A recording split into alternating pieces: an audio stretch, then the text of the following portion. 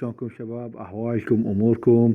اليوم احنا بكلان ليالي بغداد، واحب اشوفكم بعض الهجمات اللي يعرضوها على الدردشة مال كلان. وحبيت اشوفكم اليوم مسح تاون 11 ماكس. يعني والله هجمة حيل حلوة وراقية من من اللاعب سفاح العصر. واحب اشوفكم هاي الهجمة طبعا، شوفوها ويانا.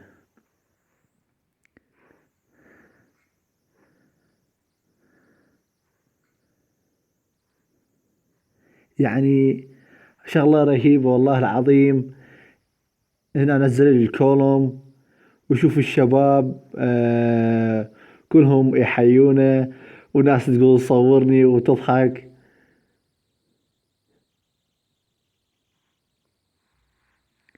شوف شوف طبعا الفالكري بالتحديث الجديد سووها، يعني شغلة رهيبة حيل، انه تقدر تمسح بيها او تجيب حتى لو نجمتين وتطيه رينج، سرعتها قوية.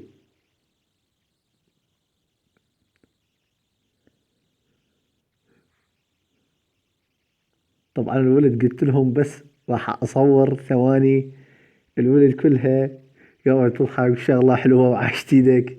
يعني عباك ما ادري شو مسوي لهم.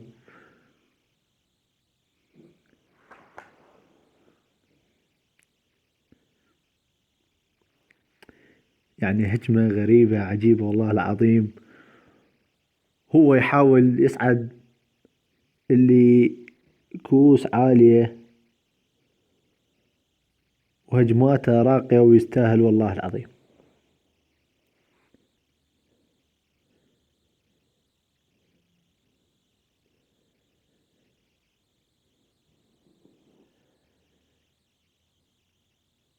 يعني شغلة رهيبة